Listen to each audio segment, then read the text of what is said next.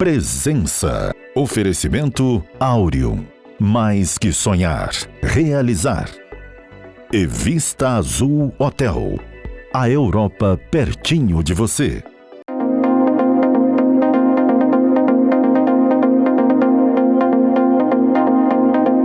Uma expressão ou um termo passou a se incorporar ao nosso vocabulário cotidiano e ser falado, ser citado com muita frequência, inclusive como viés de modernidade ou de contemporaneidade, que é a palavra inovação. E associada à inovação, um outro termo também que é quase um desdobramento lógico, startup. Então tem se falado muito de startup, a startup como métrica de inovação, inclusive. Mas o que é startup? De fato, o que caracteriza um empreendimento que o configura como uma startup? A gente buscou um especialista para falar sobre isso. É o gerente de inovação e produtos do Sebrae, Luiz Felipe Sardinha, com quem nós vamos conversar agora. Felipe, grato pela sua presença aqui. A gente acha que é oportuno estar esclarecendo isso, porque o termo está até banalizado, mas a gente não sabe se ele está compreendido na sua acepção. Né? A startup é realmente uma medida de inovação, não é? Uma sociedade ou um mercado que tenha muitas startups, é um mercado que pode ser identificado como inovador. Exatamente. A gente pode dizer que uma economia, né, uma região, enfim, que tem um determinado número de startups pode ser considerado uma região, uma economia com alto grau de inovação. Então, a startup, de certa forma, é uma unidade de medida, né? Mas não só isso, né? Tem uma série de fatores aí, de elementos que contribuem, né? Que somam a essa quantidade de startups, ao número de startups, e que levam uma economia a ser inovadora.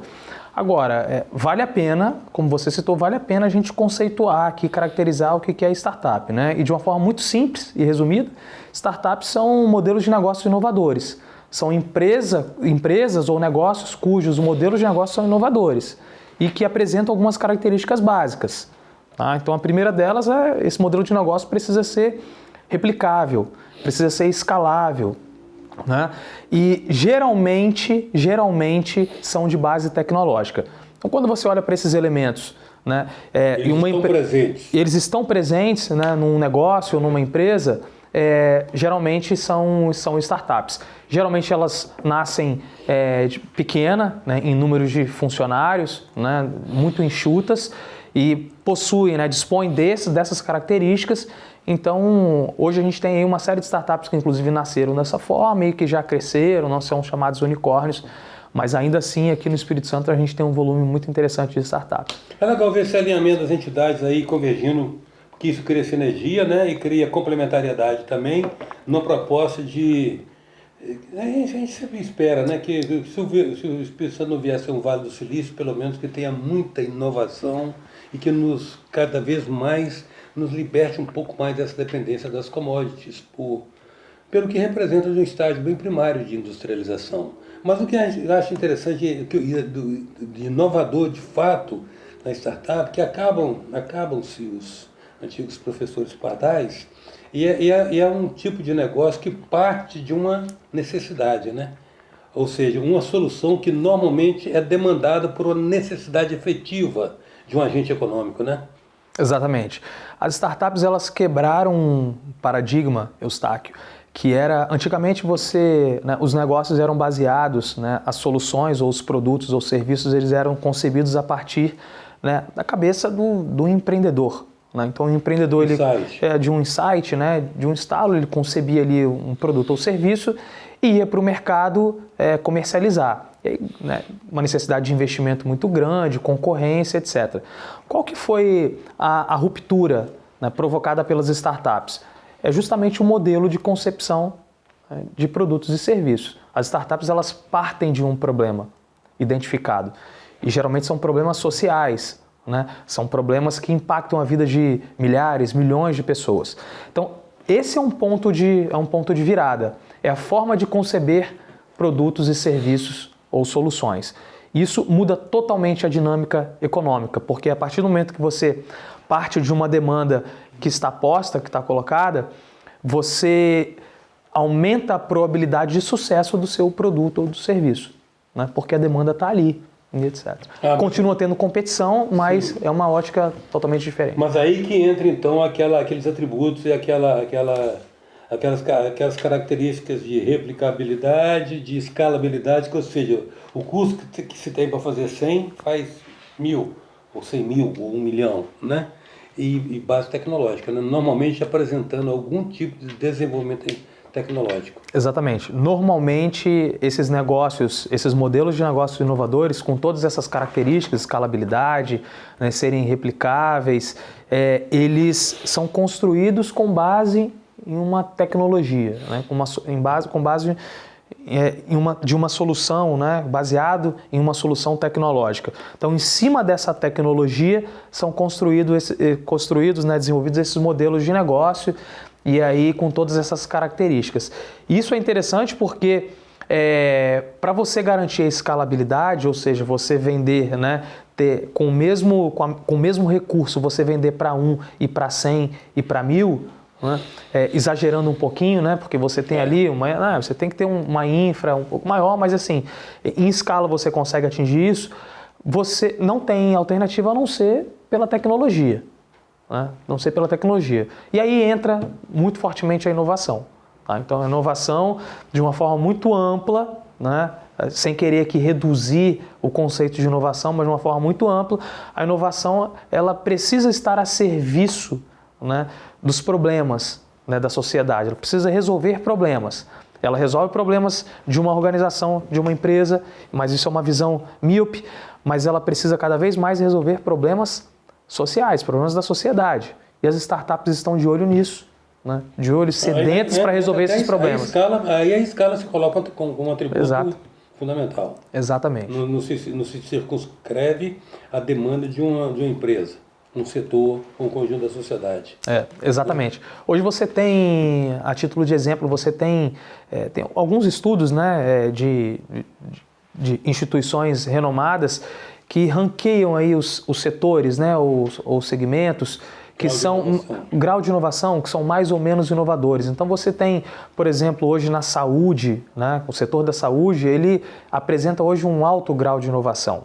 Né? Então a gente tem aí as health techs, né, uma vertical de negócios da saúde que tem um componente, o elemento de tecnologia muito presente, são as health techs, assim como as fintechs, né, que são as empresas, né, de finanças, os bancos digitais. Você tem as edtechs, que são as empresas de educação, né? Você tem as agritechs, que são as empresas dos setores de agricultura, né, do agronegócio, baseados em modelos de tecnologia.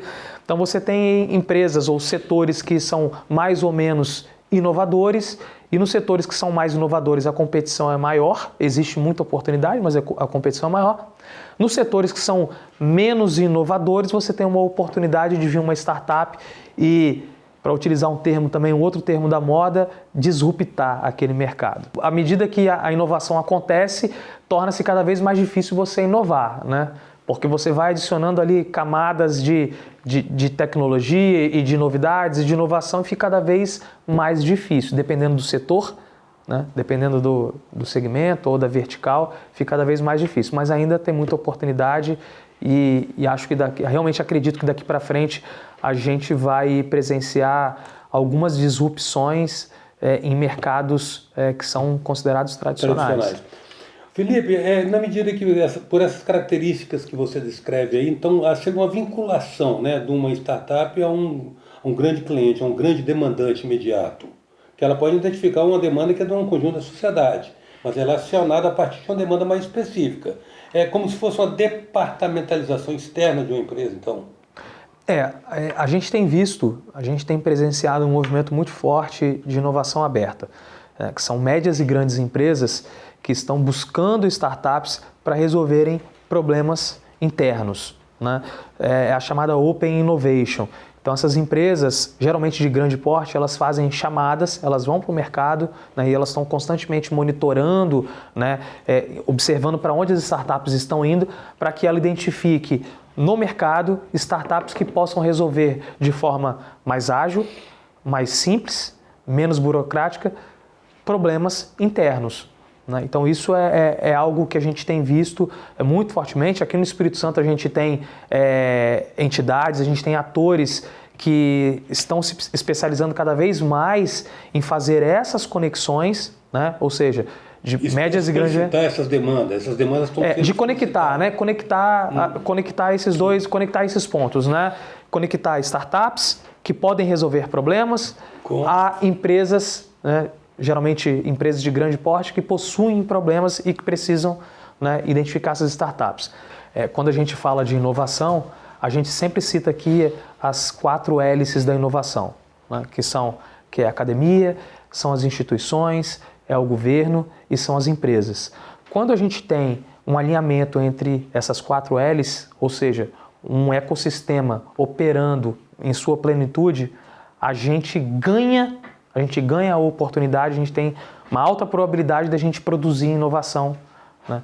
Produzir mais startups e, consequentemente, contribuir para que o Estado se desenvolva a partir da inovação. O Sebrae tem se colocado como um difusor, né? Uma entidade que tem investido, tem promovido muito, e vocês estão com a venda agora recente exatamente para poder massificar mais a difusão dessa cultura de inovação. Que evento é esse? O Startup Experience vai acontecer no dia 23 de novembro, agora, na próxima quarta-feira. O Startup Experience ele foi concebido baseado numa visão muito clara. A gente quer conectar todos esses atores, né? A gente acredita que a partir do momento que a gente dissemina essa cultura da inovação e a gente conecta empreendedores, né? Sejam empreendedores de base tecnológica ou de negócios tradicionais, né? Então é o dono do restaurante, é o dono da padaria, que acha que a inovação é algo distante, né? Então o Sebrae tem esse papel também, né, de aproximar a temática da inovação a esses empreendedores. Então, quando a gente aproxima a inovação desse grupo, né, de empreendedores, mas também do estudante universitário, né, da academia, né, de uma forma geral, do pesquisador acadêmico, também trazendo as médias e grandes empresas, a gente falou de inovação aberta agora há pouco, quando a gente coloca todo mundo junto, né, no mesmo local e conectado, a gente produz inovação a partir disso. E o Sebrae, a gente tem uma visão muito clara que a gente é esse elo de conexão, né? A gente não quer sobrepor papéis, né? A gente não quer fazer e não precisa fazer o que outros atores já estão fazendo, mas a gente quer complementar com aquilo que a gente sabe fazer, que é conectando as pontas e atuando na gestão, articulando e atuando e intervindo positivamente na gestão dos pequenos negócios e aproximando eles da inovação. Deixar com você a lembrança aqui do nosso Tom. Que legal! O talento dele nas nossas edições, normalmente retratado. Que legal, adorei. Os nossos entrevistados, e agradecer muito sua presença. Adorei. Felipe, obrigado. Obrigado. Parabéns pelo trabalho. Obrigado, Eustáquio. Obrigado, Tom. A presença hoje do gerente de inovação e produtos do Sebrae, Luiz Felipe Sardinha. Até já.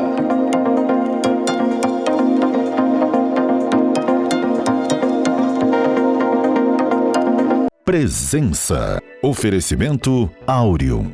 Mais que sonhar, realizar. E Vista Azul Hotel. A Europa pertinho de você.